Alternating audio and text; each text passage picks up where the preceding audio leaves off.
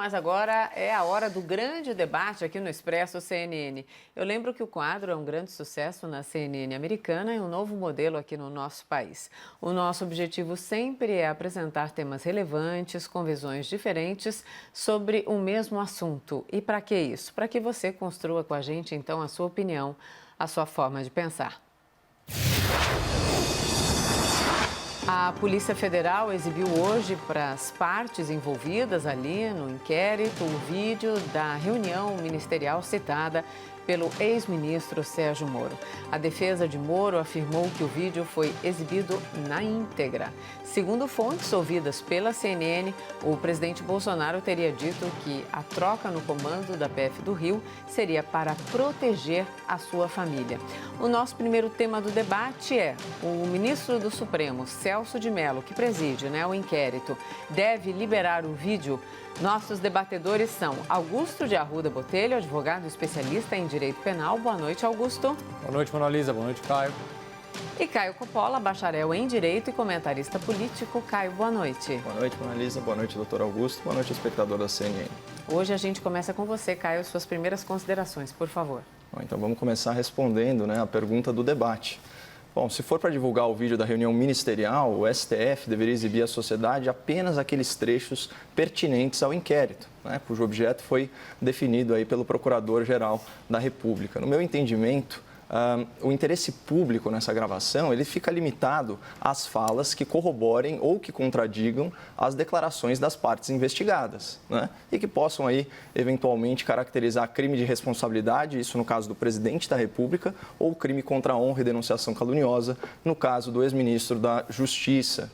Qualquer coisa além disso, pode violar direitos personalíssimos dos participantes da reunião ministerial, já que intimidade, honra e imagem das pessoas são todas aí questões invioláveis, segundo a Constituição, aí no seu artigo 5º, inciso 10. Então, só o princípio da primazia do interesse público tem força jurídica para flexibilizar um direito fundamental dessa ordem, especialmente no caso de agentes governamentais, Bom, a primazia do interesse público ela é inerente ao Estado Democrático de Direito, e ela está implícita nos princípios da administração pública, especialmente no artigo 37 da Constituição. Essa é uma visão contemporânea do direito, alinhada com o espírito do legislador constituinte lá de 88, porque ao contrário do que dizem os bem remunerados advogados de corruptos milionários, o direito ele não é só um instrumento de garantia a serviço do indivíduo, mas também é um meio para a obtenção da justiça e do bem comum. Agora, voltando à questão da divulgação do vídeo, além do necessário equilíbrio entre interesse público e os direitos individuais, tem outros elementos importantes que merecem a devida consideração, como a estabilidade e a segurança nacional. E para que fique bem claro, salvo aqueles casos excepcionalíssimos de classificação sigilosa, políticas públicas e atos oficiais, eles têm que gozar de toda a publicidade e de toda a transparência possível. Mas o processo de elaboração dessas políticas, o processo de tomada de decisão, que envolve análise, ponderação, muita divergência, muita discussão, concessões, reuniões, etc., isso não é de interesse público, exceto se houver suspeita ou efetivo cometimento de um crime nessa fase, como o tráfico de influência, suborno, corrupção e por aí vai. Portanto, o objetivo de gravar essas reuniões dos ministros não é dar publicidade irrestrita a esses encontros, mas registrar o teor das discussões em arquivo e também documentar fatos que podem posteriormente formar provas num inquérito ou num processo judicial, esse é o caso. Então, a gente sabe pela manifestação da defesa do ex-ministro Sérgio Moro que o vídeo da reunião ministerial ele foi submetido na íntegra ao Supremo Tribunal Federal. Mas seria uma irresponsabilidade por parte do presidente do inquérito divulgar esse material na íntegra. Isso não é de interesse público, viola direitos e garantias fundamentais de cidadãos que sequer são investigados e pode desestabilizar o país, comprometendo inclusive a segurança nacional, isso dependendo dos assuntos que foram abordados na reunião de ministros. Então, concluindo o raciocínio, eu vejo com bons olhos a divulgação dos trechos de vídeo que forem pertinentes ao inquérito e eu vejo com maus olhos a divulgação do vídeo na sua íntegra. Suas primeiras considerações, Augusto, por favor. Boa noite a todas e todos. A pergunta hoje é se o ministro Celso de Mello deve tornar público o teor do vídeo gravado em uma reunião ocorrida entre o presidente e alguns de seus ministros no Palácio do Planalto. Para poder responder essa questão, eu preciso começar abordando alguns princípios constitucionais. Eu prometo ao espectador que eu vou tentar fazer isso usando pouco juridiquês. Nossa Constituição prevê um princípio bastante importante, que é o princípio constitucional da publicidade. Ele é uma característica fundamental do nosso sistema processual acusatório. A publicidade, na verdade, ela é uma garantia de todo e qualquer cidadão. Garantia essa de que os processos sejam, em regra, públicos, justamente para se evitar abusos dos órgãos julgadores e limitar eventuais formas abusivas de atuação da justiça. Além de uma previsão e um princípio constitucional, a publicidade também é consagrada em vários tratados dos quais o Brasil é signatário. Por exemplo, o artigo 8º da Convenção Americana sobre Direitos Humanos deixa bastante claro que o processo penal, por exemplo, deve ser público. Existe a possibilidade legal de exceção a esses princípios da publicidade, como, por exemplo, diligências de investigação que estejam em andamento. Vamos entender. Convenhamos que assim, não seria lógico divulgar e tornar público, por exemplo, uma ordem de prisão antes de cumprir essa ordem de prisão. Ou divulgar uma interceptação telefônica enquanto ela está em curso. Mas essas exceções previstas em lei, elas não podem prejudicar aquilo que nós chamamos de interesse público à informação.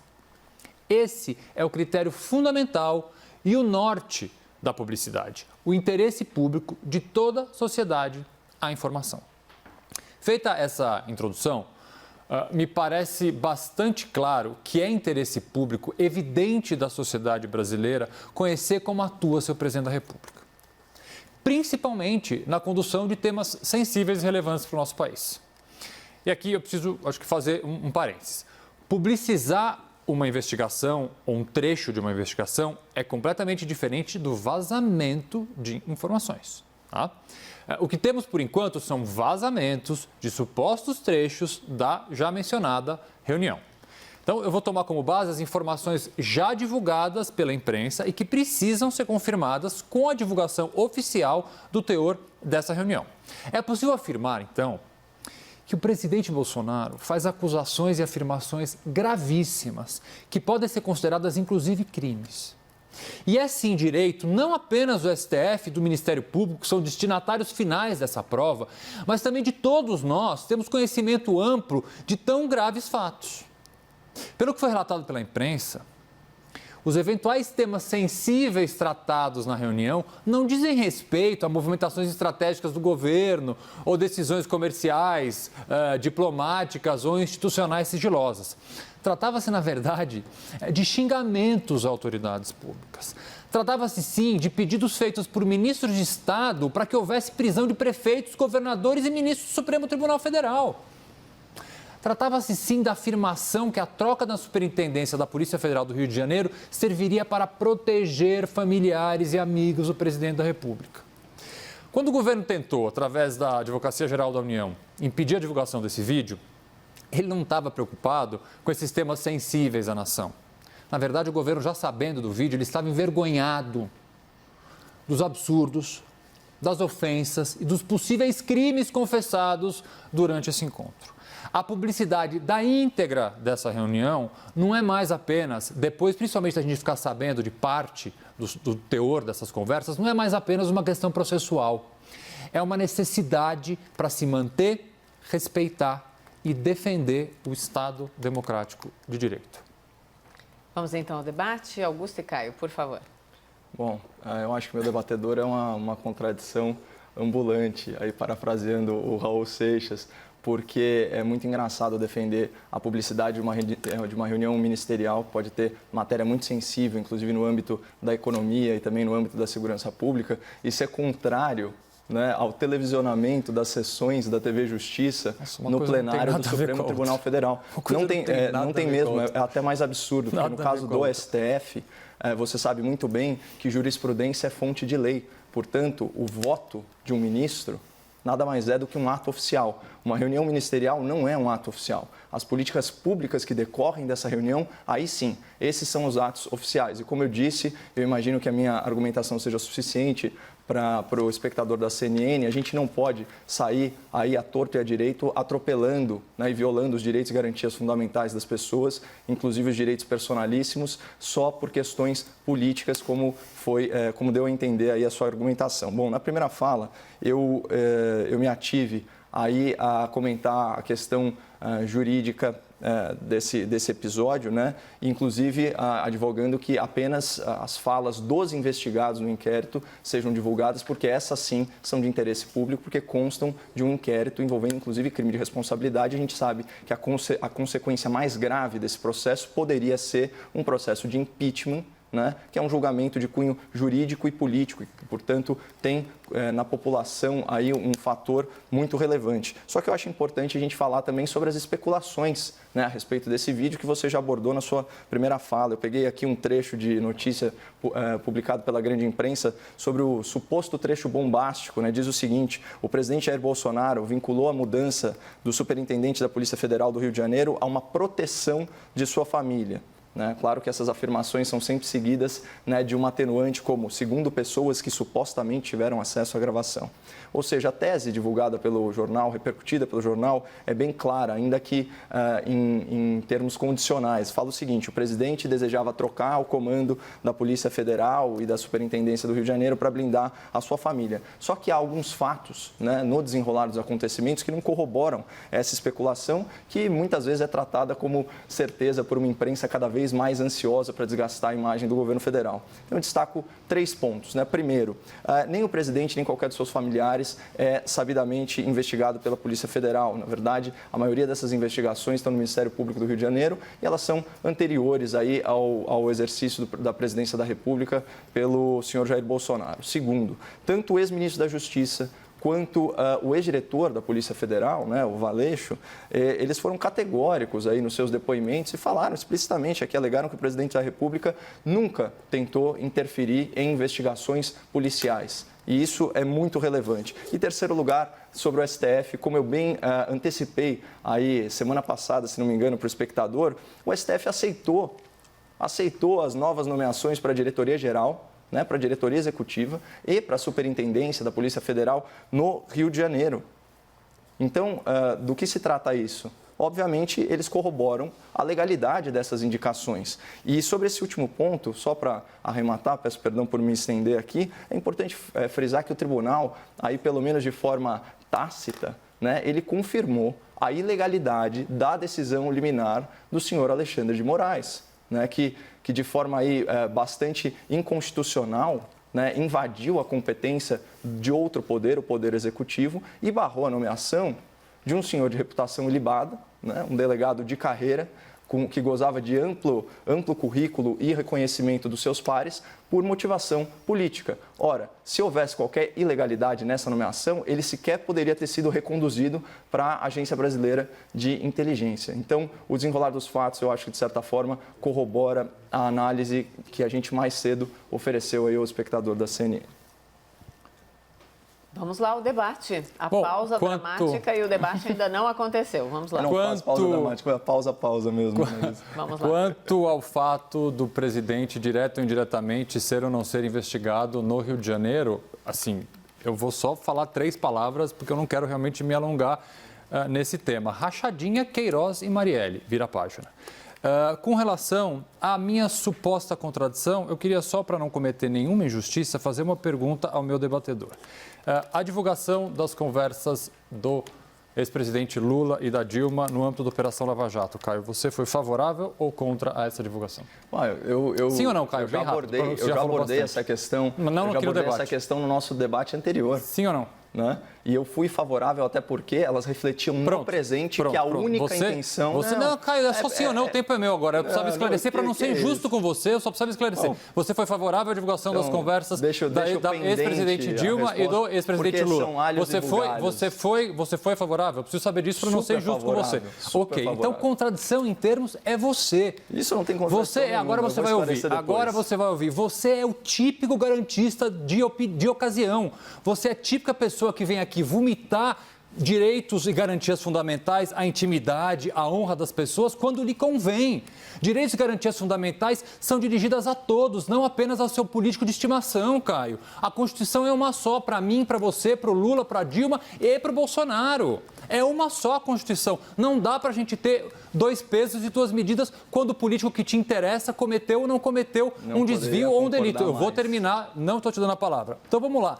A gravação que o Caio se diz favorável à divulgação do ex-presidente Lula e da ex-presidente Dilma foi absolutamente legal, por uma série de fatores. Não que ela não interessasse, não que ela não tivesse interesse público. E essa foi a justificativa do ex-juiz Sérgio Moro para divulgar essa conversa telefônica, mas há uma diferença enorme entre a gravação do vídeo feito na reunião no Palácio do Planalto e essa conversa, sim, ilegal já divulgada. Primeiro, porque ela era ilegal, uma prova ilegal. E por que ela era uma prova ilegal? Porque ela foi obtida após o término da autorização judicial para interceptação telefônica. Isso não sou eu que digo, é uma coisa chamada processo eletrônico. Se a gente entrar no processo eletrônico, que trata especificamente desse tema, os horários denotam a ilegalidade. 11h13 da manhã, Moro despachou determinando a interrupção das interceptações telefônicas. 11h44, Moro manda uma intimação para o delegado que tocava esse inquérito, dizendo: eu suspendi as gravações. 12h17, Moro encaminha um ofício às operadoras de telefone dizendo: essa interceptação foi suspensa. 12h17. A conversa entre o ex-presidente Lula e a ex-presidente Dilma se deu a 1h32 da tarde. Moro, então, comunica às 3h34 para o delegado que, olha, tem uma conversa que eu tive acesso aqui. E aí os dois conversam, então, e resolvem, às 16h21, divulgar uma conversa telefônica obtida fora do prazo da autorização judicial para essa conversa ser gravada. Mais do que isso, ao ter uma conversa com uma autoridade com prerrogativa de foro, era obrigação legal, e aqui não é opinião, não é achismo, é lei.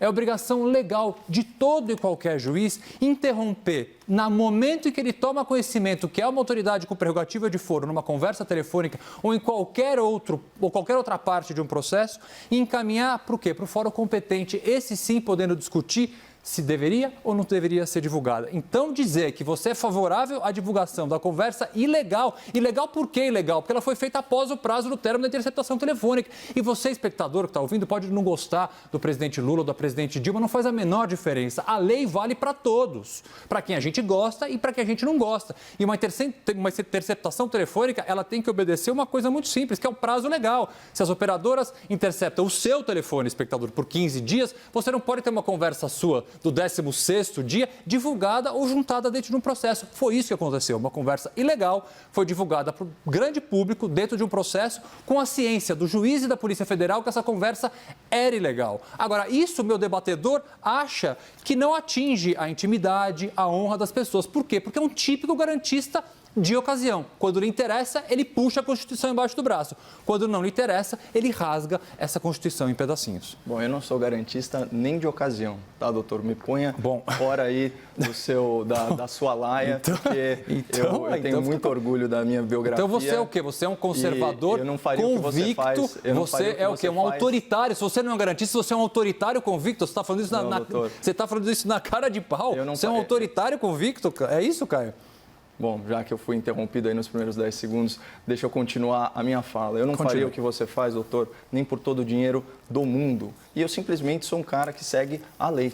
Só que a lei não coloca a justiça em função do processo, mas sim o processo em função da justiça, certo? Agora, só abordando ponto a ponto do que você falou sobre Rachadinha, Queiroz e Marielle, que eu saiba, né, não existe ainda nenhum vínculo jurídico formal entre esses casos e o presidente da República. E ainda que houvesse, você sabe muito bem que a Constituição ela blinda o presidente da República, né, de investigações anteriores e processos judiciais anteriores à sua posse, né? Aliás, aproveitando o ensejo, é notório, né, a gente percebe isso pelo noticiário, né, da imprensa, que esse é o primeiro governo federal sem sequer um escândalo de corrupção e nós já estamos aí caminhando para mais quase 1 ano e meio, né, de governo Jair Bolsonaro. Isso tem que ser anotado, independente de você gostar do político ou não. E para falar de político de estimação, eu não tenho, é que você não deve ser um acompanhante assíduo do meu trabalho. Inclusive, eu convido você a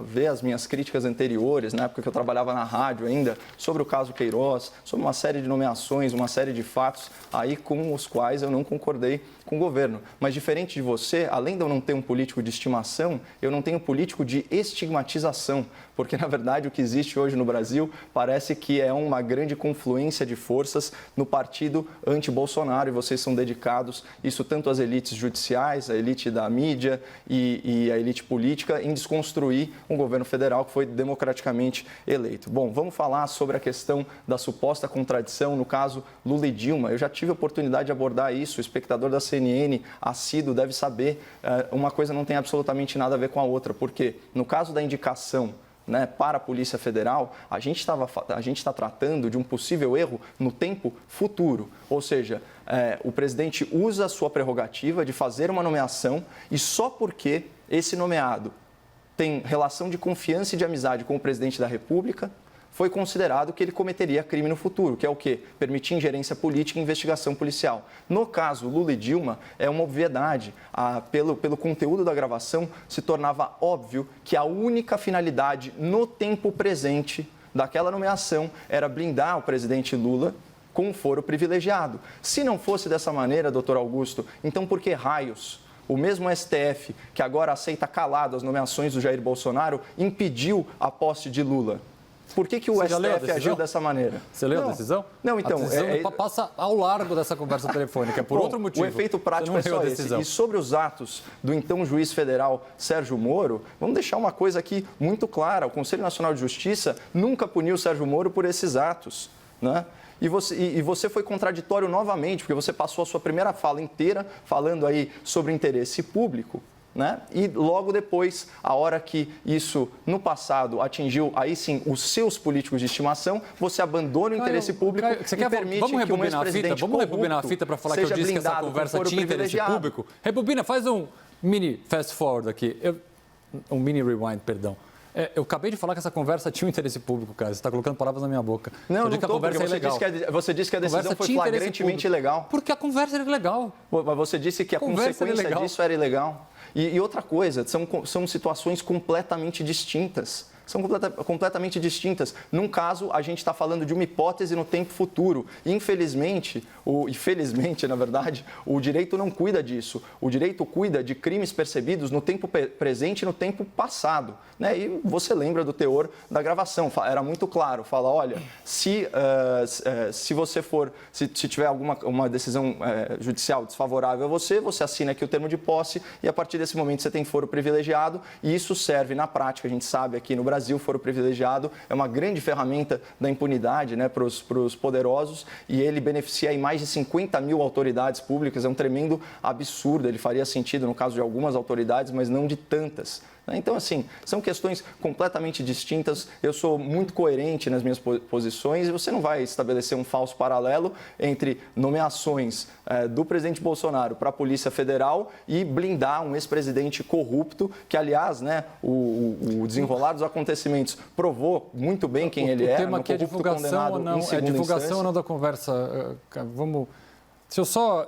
A gente já precisa mudar para o segundo tema, eu posso... Não, complemente, por favor. Eu gostaria de fazer uma complementação. Por favor, eu vou pedir, na verdade, desculpa um pouco do espectador, porque eu preciso trazer um tema aqui que eu acho importante. Que, na verdade, pessoalmente, para mim, ele já foi muito caro, porque eu ouço esse mesmo tipo de crítica há quase 20 anos. Mas eu aprendi a me blindar e isso entrar por um ouvido e sair pelo outro. Mas eu tenho recebido algumas considerações de colegas advogados criminalistas, então eu vou me perdoar aqui e fazer um pequeno desagravo à advocacia criminal.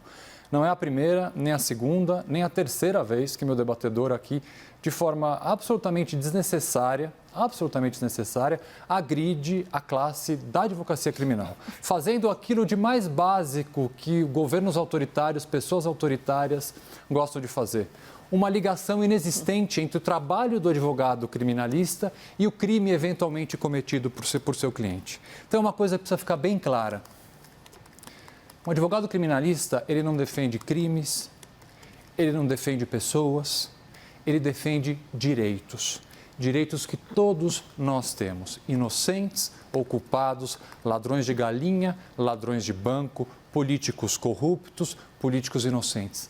Pouco importa. O papel do advogado criminalista, e eu volto a dizer, eu escuto isso de muita gente, mas me entristece um pouco ouvir isso de uma quase advogado, de uma pessoa que passou vários anos estudando direito e não consegue fazer essa diferenciação e não consegue entender a importância para o Estado democrático de direito e para a justiça da existência de uma defesa técnica ao lado de um cidadão culpado ou inocente que venha a ser acusado de um crime. Então, Caio, as suas críticas a advogados milionários, a advogados de políticos corruptos ou pessoas que tiram pessoas da cadeia, mais uma vez, a mim não afetam, mas afetam a muitos colegas. Então, em homenagem a eles, eu faço esse desagravo. É inadmissível que uma profissão, seja ela qualquer, e principalmente uma profissão que é essencial para o funcionamento democrático da justiça, ser atacada com esse tipo de comparação, com esse tipo de afirmação. Somos advogados, tratamos de pessoas, lidamos com a lei, e a lei, a Constituição e o Estado Democrático de Direito está e sempre estará do nosso lado. Bom, a minha crítica, obviamente, não foi uma generalização a todo e qualquer advogado criminalista. Né? Só os que advogam para culpado, é isso? Muito pelo contrário. Eu simplesmente disse que eu não faria por todo o dinheiro do mundo o que você faz, porque eu não emprestaria a minha inteligência e o meu talento na defesa de interesse dos ricos e poderosos, especialmente daqueles que são culpados por um crime que eu julgo que é um crime contra a humanidade, que é corrupção. Já falamos várias vezes aqui, corrupção aí é desconhecer, mata. Desculpe te interromper, aí é desconhecer a minha história. Augusto, o Caio está falando agora, complementa, a regra vale para os dois. Complemente, Caio, depois eu preciso pontuar. Diferente de você, doutor, eu não trago elementos biográficos aqui do meu debatedor que são externos. Você acabou de trazer, você mandou olhar seus vídeos. É que você não se lembra. Você aqui num episódio anterior do nosso debate, para usar uma expressão do nosso colega Caio Junqueira, você se gabou de revogar dezenas de prisões de réus da Lava Jato. Mas foi exatamente o que você fez. Uma afirmação falsa que você tinha feito. Eu usei como exemplo uma afirmação falsa que você tinha feito. Doutor, é muito difícil manter o debate quando você não respeita a opinião alheia, inclusive a opinião de eu ter críticas sérias a essa advocacia criminal, né, desse tipo de meliante, desse tipo de bandido. Até porque é o seguinte, né, doutor, convenhamos, o compromisso com a justiça, né, ele é uma obrigação primeira da magistratura, do Ministério Público. O compromisso do advogado é com o seu cliente. E ele, obviamente, exerce isso da melhor forma possível e dentro dos ditames da lei. O problema é que a gente vê, principalmente em casos da alta cúpula do judiciário, é que você pega um Supremo Tribunal Federal se transformando aí praticamente num balcão de atendimento dos ricos e poderosos. E a gente vê isso com invenção de legislação processual, como foi o caso aí das alegações finais nos processos. A gente vê a revisão constitucional de forma extremamente criativa e alheia aos anseios da população e do legislador constituinte, como é o caso da impossibilidade de prisão após julgamento em segunda instância, que coloca o Brasil como um pária no mundo civilizado em termos de como se punir os seus criminosos. Isso tudo é feito, né, com o auxílio de profissionais como o senhor. Isso são fatos. E você vê aqui, se gaba, aliás, de forma até megalomaníaca, né? Afinal de contas, não é o advogado que revoga as prisões, né? Quem faz isso são os juízes, né? Você simplesmente peticiona, ou você ou o seu exército aí de estagiários e colaboradores. É assim que funciona. Então, assim, não queira me colocar a pecha de criticar toda uma classe. Eu estou sendo muito específico nas minhas críticas, elas são democráticas, é uma pena que seus colegas se sintam ofendidinhos, mudem de profissão. Debatedores, só para pontuar, nós não vamos mais para o segundo tema por causa do tempo, vocês decidem a continuidade do debate, mas algo precisa ficar muito claro. Essa frase, eu não sou da sua laia, não pode ser proferida. Estou falando isso então para você, Caio. Nós temos aqui um compromisso, nós três, de termos respeito um com o outro. Foi exatamente esse o texto que eu falei com vocês quando nós tivemos o primeiro debate. Então, para as funções de cada um, isso não interessa, o debate está colocado, que com respeito ele prossiga. Então, por favor, Augusto, sem o próximo tema e daqui a pouco os argumentos finais. Todos concordam? Concordo. Então, por favor, vamos lá. Eu realmente espero que você nunca precise de um advogado criminalista, porque depois dessa tua fala, eu acho difícil você encontrar algum. Você deixou bem claro que você não faz uma diferenciação e uma crítica a todos os advogados. Você faz uma crítica a advogados da minha laia, que somos advogados criminalistas, que defendemos não apenas ricos e milionários. Como você fez essa afirmação, eu me sinto na obrigação de falar para o espectador um mínimo da história da minha carreira. Eu fundei há 20 anos uma organização não governamental, o Instituto de Defesa do Direito de Defesa, que é uma das maiores, se não a maior, organização em luta pelo direito de defesa, que entre dezenas de projetos, um dos principais é justamente prestar assessoria gratuita jurídica para dezenas, para milhares de pessoas no Brasil todo. Participo ainda de outros diversos projetos, como o Projeto Liberdade, que justamente advoga gratuitamente para pessoas que não têm condição de contratar um advogado. Não sei se esse tipo de advogado faz parte da sua laia, mas eu volto a dizer, o trabalho que nós fazemos, nós advogados criminalistas, é um trabalho previsto na Constituição, é um trabalho de estar ao lado de um cidadão acusado de um crime, seja ele culpado ou inocente, para ser a sua voz, para defender os seus direitos, não para defender um crime que ele é acusado. E se for ele condenado, que ele cumpra uma pena justa, num ambiente salubre, pelo tempo determinado pela lei. Esse é o trabalho do advogado criminalista, caso você tenha passado 5 anos na faculdade não ouvindo as aulas de direito penal e processo penal. Caio, por favor. Na época em que eu estudei na Faculdade de Direito do Largo São Francisco, muita coisa ainda era diferente nesse país, até porque a justiça ainda não tinha batido a porta dos ricos e poderosos.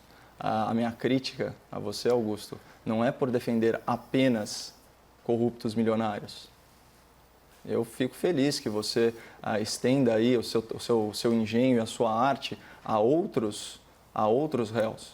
Mas, como eu disse, e eu mantenho aqui cada sílaba que eu falei, né? Eu não faria por todo o dinheiro do mundo o que você faz. Eu faço, inclusive, de graça.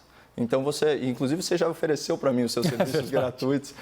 No caso, para você, inclusive, Caio, você precisa de advogado, eu advogo por você. Pois é, e seria um prazer, porque eu sei que você é muito eficaz no que você faz. Agora, obrigado, o ponto é que é o seguinte, só para terminar numa nota mais leve.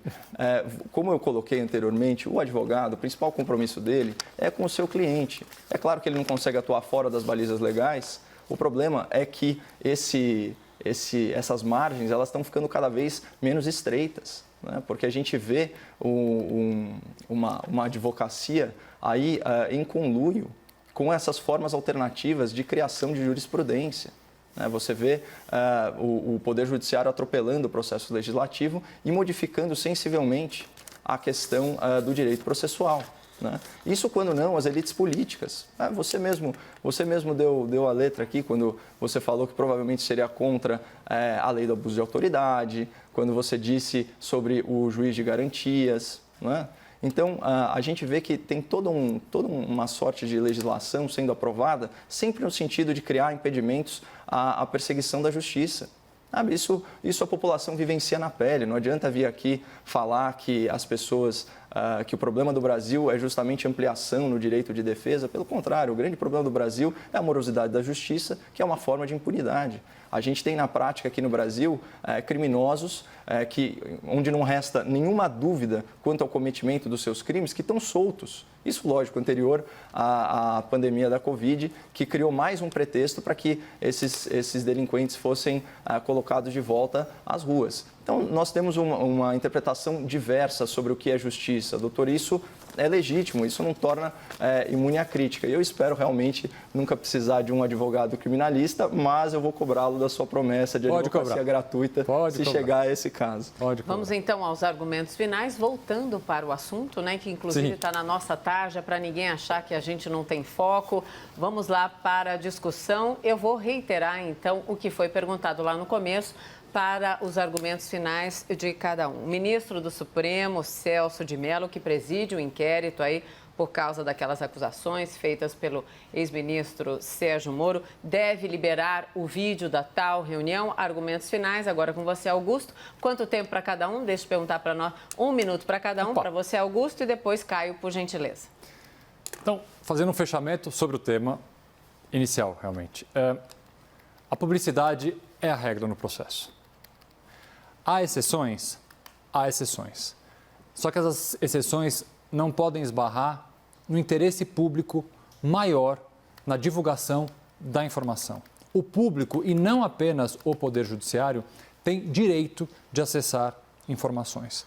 A partir do momento em que trechos supostamente da reunião foram vazados, é evidente que este interesse público aumenta. E aumenta muito, porque há afirmações que, em tese, feitas nessa reunião, são muito graves, como ministros de Estado pedindo a prisão de prefeitos, governadores e ministros do Supremo Tribunal Federal. Portanto, eu não concordo com essa proposta de apenas divulgar parte dessa reunião. Inicialmente, eu poderia até concordar, parte que seria afeita à investigação, mas a partir do momento que essas informações foram divulgadas de que outros temas, esses sim, inclusive, podem ser criminosos. Nessa reunião, a divulgação na íntegra é uma medida absolutamente necessária. Caio, por favor. Eu acredito que não se trata de vazamentos, doutor, até porque a gente não... isso são boatos. Tem razão. Né? Então, não há qualquer tipo de transcrição, qualquer tipo de áudio, qualquer tipo de imagem. Portanto, não são vazamentos. Então, esse interesse público, que na verdade é interesse do público, que é um conceito completamente distinto e que é válido também, mas que não é jurídico, né?